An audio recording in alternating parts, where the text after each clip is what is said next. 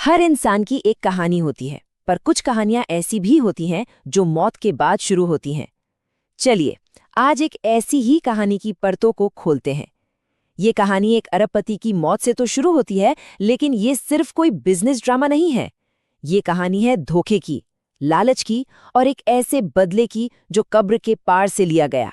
और ये पंक्तियां, ये सिर्फ कोई कविता नहीं है, ये एक चेतावनी है। एक ऐसे तूफान की चेतावनी जो विश्वकर्मा साम्राज्य की नींव हिलाने वाला था। एक तरह का ऐलान कि अब खेल के नियम बदल चुके हैं।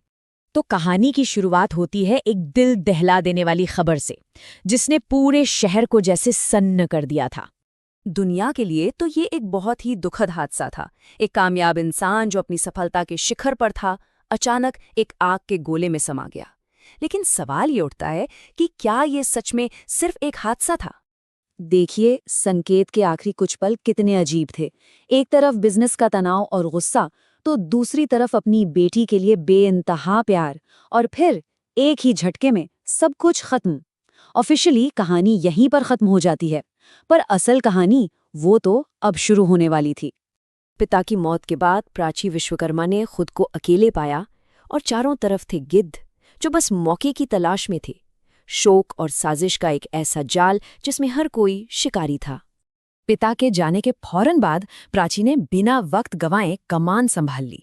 उसने मन में ठान लिया था कि वो अपने पिता की विरासत को किसी भी हाल में बिखरने नहीं देगी, चाहे सामने कोई भी खड़ा हो।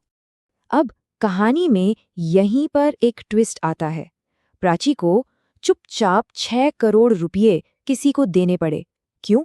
ये पैसे आखिर दिए क्यों गए, और किसको? यही वो पहला इशारा था कि पर्दे के पीछे कुछ बहुत बड़ा और बहुत गलत चल रहा है, और प्राची किसी गहरे दबाव में थी। पिता की चिता की आग अभी ठंडी भी नहीं हुई थी कि घर के अंदर ही जंग छिड़ गई। एक तरफ थी प्राची जो अपने पिता की विरासत को बचाने में लगी थी, और दूसरी तरफ थे उसके चाचा संजीव, जिनकी नजरें सीधे कंपनी के ताज पर थीं। और फिर प्राची को वो झटका लगा जिसकी उसने कभी कभी कल्पना भी नहीं की होगी। उसकी अपनी माँ, उसी ने उसका साथ छोड़ दिया। सोचिए, ये धोखा किसी भी बाहरी दुश्मन के वार से कहीं ज्यादा दर्दनाक रहा होगा। कहते हैं कि दुनिया में किसी पर भी भरोसा टूट सकता है, पर माँ पर नहीं। लेकिन जब वही भरोसा टूटे तो इंसान कहाँ जाए? तो अब धीरे धीरे साजिश की परतें खुलने लगती हैं, और दोस्ती का नकाब पहने जो असली चेहरे थे वो सामने आने लगते हैं। देखिए, इस खेल में सिर्फ परिवार वाले ही शामिल नहीं थे। मंत्री उमराव सिंह जैसे पावरफुल लोग भी इस आग में घी डालने का काम कर रहे थे। तो ये साफ हो गया था कि ये कोई फैमिली मैटर नहीं है, बल्कि एक गहरी, खतरनाक साजिश है जिसमें सत्ता और सियासत के बड़े बड़े खिलाड़ी शामिल हैं।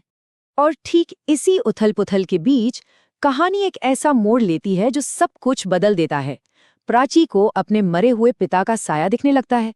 एक पल के लिए तो उसे लगा होगा कि वो शायद अपना दिमागी संतुलन खो रही है, पर ये तो एक भयानक सच की बस शुरुआत थी। अब संकेत विश्वकर्मा की आत्मा लौट चुकी थी, लेकिन वो डराने के लिए नहीं आई थी। वो आई थी अपनी हत्या का पूरा सच बताने और इंसाफ करने। ये वो शब्द थे जिसने प्राची की दुनिया को हमेशा हमेशा के लिए बदल दिया।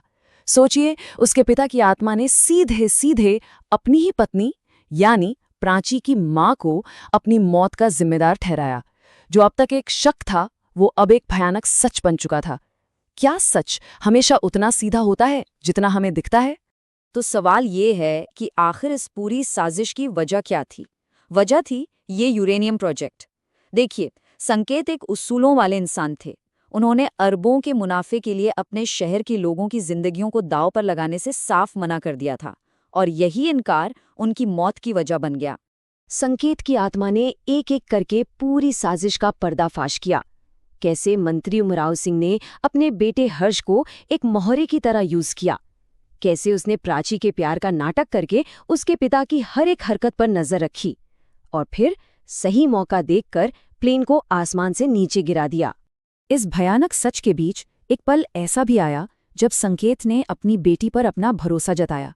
और हाँ, वो जो 6 करोड़ रुपए थे, उसने बताया कि वो कोई ब्लैकमेल मनी नहीं थी, वो एक डोनेशन थी जो प्राची ने उसके कहने पर एक अनाथालय को दी थी।